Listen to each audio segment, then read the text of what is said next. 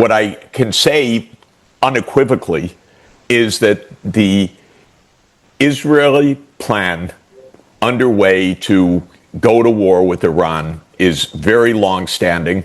That has not been hidden from view. That's been Netanyahu's greatest dream since 1996. Netanyahu's philosophy and approach is dominate the Middle East, use Israel's nuclear monopoly in the region to bludgeon, kill, assassinate, overthrow any government that opposes Israel's actions. What is the end purpose of all of this? The end purpose seems to be to allow Israel to define its own borders in any way that it chooses, as expansively as it chooses.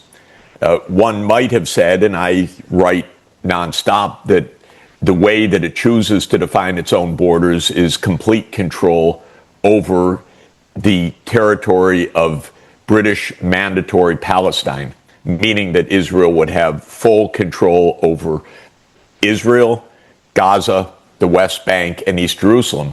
But this may be naive because part of Israel, religious fanatics, look to early passages in the Bible, in the Hebrew Old Testament, saying that God promised the land essentially from the Nile to the Euphrates, or maybe from the Red Sea to the Euphrates, depending on interpretation, but that in any event, the claim is much larger than even mandatory Palestine. Israel today occupies parts of Lebanon, parts of Syria, all of mandatory Palestine, and we don't know where it is supposed to end, but the basic doctrine of Netanyahu is that's Israel's choice, not anybody else's choice, and that when push comes to shove, the United States will back Israel's choice because the United States is basically under the control of a Zionist Christian and Jewish and Israeli lobby that will come to run to support Israel's actions.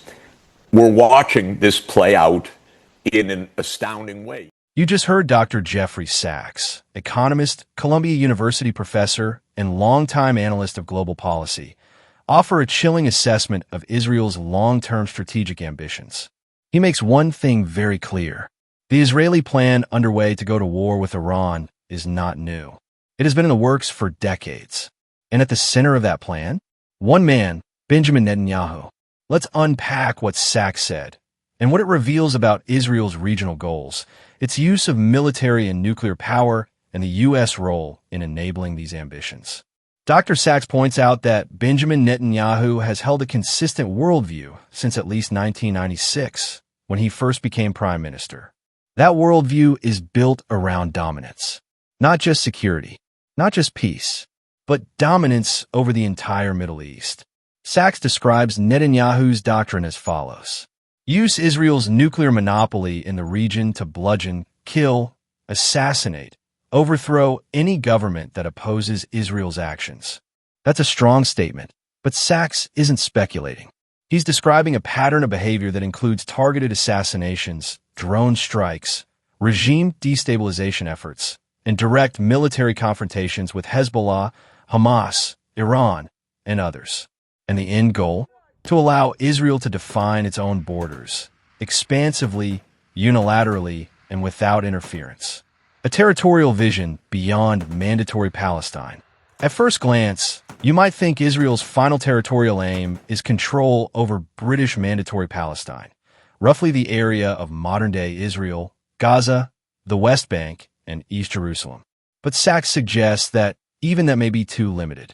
Some factions within Israel, particularly religious nationalists, look to ancient texts for justification. They cite passages from the Hebrew Bible, the Old Testament, which describe divine promises of land stretching from the Nile to the Euphrates or Red Sea to the Euphrates, depending on interpretation.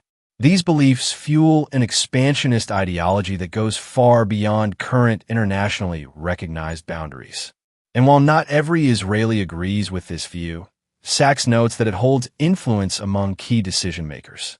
Today, Israel already occupies parts of Lebanon, Syria, and maintains full control over Gaza and the West Bank, though the latter two are often described as disputed rather than occupied. So, where does this expansion end? According to Sachs, nowhere. Because under Netanyahu's doctrine, Israel decides. And the world, especially the United States, will ultimately back that decision. Perhaps the most controversial point Sachs makes is about the U.S. role. He argues that the United States no longer acts independently in the Middle East. Instead, it is effectively under the influence of a Zionist, Christian, Jewish, and Israeli lobby that shapes American foreign policy to serve Israeli interests. This isn't a conspiracy theory. It's a reflection of how powerful interest groups operate in democratic systems. Through campaign donations, media influence, think tanks, and lobbying firms, these groups have ensured that supporting Israel is non-negotiable in U.S. politics. As Sachs says, we're watching this play out in an astounding way. From blanket military aid to unconditional diplomatic support in international forums like the UN, the U.S. consistently shields Israel from criticism and consequences. Even when other nations condemn Israeli actions, including those that appear to violate international law, Washington remains loyal. And that loyalty comes at a cost. It undermines U.S. credibility globally. It fuels anti-American sentiment in the global South. And it increases the risk of wider conflict, especially if Israel escalates further against Iran or Lebanon. So where do we go from here? Sachs doesn't offer easy solutions, but he does offer clarity. If the U.S. wants to avoid deeper entanglement in Middle Eastern wars, it must begin to reassert its independence in foreign policy. That doesn't mean turning away from allies, but it does mean recognizing that blind loyalty to one nation, no matter how strategically important, cannot come at the expense of global stability. It also means acknowledging the realities of occupation, human rights violations, and disproportionate violence, and holding all nations accountable to the same standards. Otherwise, the cycle of war, retaliation, and escalation will only continue. In conclusion, Dr. Jeffrey Sachs gives us a rare and unfiltered view of Israel's long-term strategy and the troubling reality of U.S. complicity. What we're witnessing is not just a regional conflict. It's a battle over sovereignty, territorial ambition, and the limits of American influence. And as tensions rise between Israel and Iran, and as Netanyahu continues to push his doctrine of dominance, the world watches closely. Will diplomacy prevail, or will force decide the future? Stay tuned for more analysis right here on The Informed Perspective. Until next time, stay informed and think critically. What I can say unequivocally is that the Israeli plan to go to war with Iran has been long-standing. This has never been hidden from view. It's been Netanyahu's greatest dream since 1996. Netanyahu's philosophy and approach are clear: dominate the Middle East and use Israel's nuclear monopoly in the region to bludgeon, kill, assassinate, and overthrow any government that opposes Israel's actions. What is the ultimate goal of all this?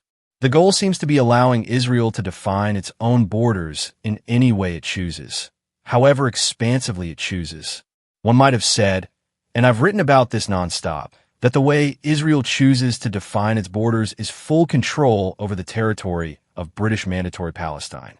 That means full control over Israel, Gaza, the West Bank, and East Jerusalem. But even that may be a naive assumption, because some of Israel's religious fanatics refer to early passages in the Hebrew Bible claiming that God promised the land from the Nile to the Euphrates, or from the Red Sea to the Euphrates, depending on the interpretation. In any case, the territorial claim is far larger than even Mandatory Palestine. Today, Israel occupies parts of Lebanon, parts of Syria, and all of Mandatory Palestine. And we don't know where it's supposed to end. But the basic doctrine of Netanyahu is that defining those borders is Israel's choice, not anyone else's. And when push comes to shove, the United States will back whatever Israel chooses because the U.S. is essentially under the control of the Zionist lobby, Christian, Jewish, and Israeli, that will always rush to support Israel's actions. We are now watching this play out in an astounding way.